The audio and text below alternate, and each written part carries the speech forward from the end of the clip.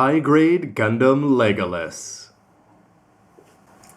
What's up everybody, Robert184, 2Rs2Bs, GundamReviews.net, and you've already seen the unbox and the parts for the penultimate episode's big bad, Zeheart Galette, he of the last two in the second and third generation.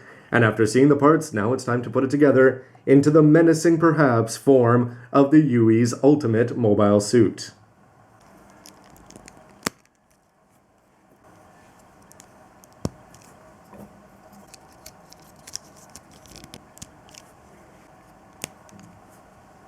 And when he's done being reverse engineered into evil, this is what you're going to be getting without the wings and the backpack on. And just to take a look at the body, more RX-78-2 style there. The one thing that stands out for me quite a bit is that you've got the gray down there on the ankles. The yellow throughout the legs is going to look really good. The seals on the waist, though, do look like seals. There's really no two ways about it. And on the back of the elbows, it's not going to be such a bother because it is in the back. But the yellow details that you're going to be getting from the neck to the vents to the shoulders and the Adidas striping with that gray throughout is all looking pretty good. And with the wings on, he's going to be even cooler, as the tail itself didn't add any weight issues whatsoever. I didn't adjust the legs.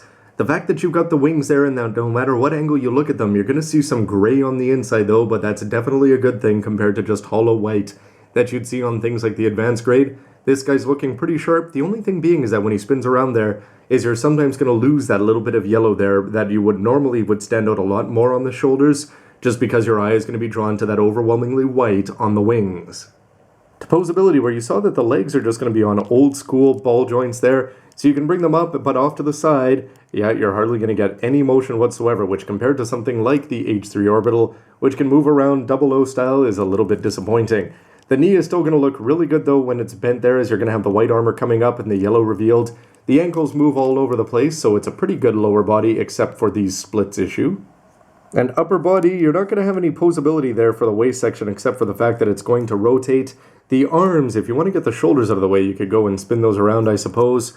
But you're also able to bend them here, and the bend at the elbow is going to get you this 135 while revealing a lot of yellow back there. It's also going to bring these seals forward. You can see where you attach the shield on. The arms are just going to be on regular polycaps there, so you're not going to get too much, nothing fancy 00 style there in terms of wrist mobility. And for the head itself, you can see that it's on a polycap, so it can move around and do the funky chicken and look down menacingly, which is suitable for a bad guy's suit. And for the wings, you can see that they can easily slide back there, but if you try to do anything more than the 90 or just rotate them around, you can guess that they're going to fall off. But on the plus side, you are able to open them up, which is going to lead to some pretty cool poses later. Comparison time now, and here we've got Zeheart's second suit, the Zedora, which is so cool because of the yellow and the orange to go along with the red and the green, and all the color apps all over the place. If you're thinking of bad guys, you've got to wonder if this color scheme is not somewhat historically more accurate. And after the Zedora from the second generation, here's the Giraga from generation 3 with the green parts that are going to be poking out all over the place. Remember that those were replaced by the shining yellow lightning that pops out of the Legilis' shield. The H3 is orbital right now, so there's no point in comparing the height, but when you look at these two, considering that this one was stolen and then turned into that, you really don't see any resemblances there between them. This definitely screams a lot more just previous vegan design. I think the only thing that they bothered to steal was the tricolor color design. But in terms of height, he is, as he should be, significantly taller than things from the high-grade future century, like the Master Gundam, which played Ezelkant in the reviews.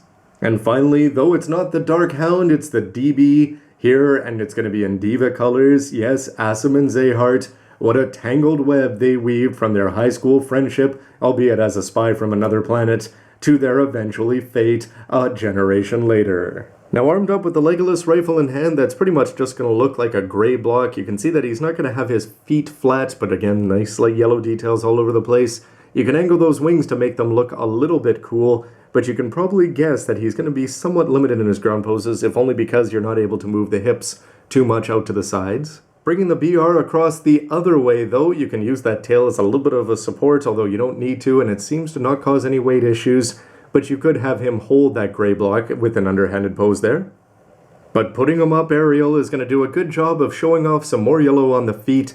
The tail is not going to get in the way, and if you open up those wings there, you can do all sorts of cool things, and it's going to be showing off some great dark gray there with all those vents and the lines all over the place, and with the beam saber in hand, you can pretty much forget about the BR. Or to switch up the camera angle here, even though the legs are going to look a little bit awkward depending on which angle you look at them from, the wings are going to work and you can have the focus on the shield, as he says, EK fangs, or the equivalent when you're talking about yellow popcorn lightning.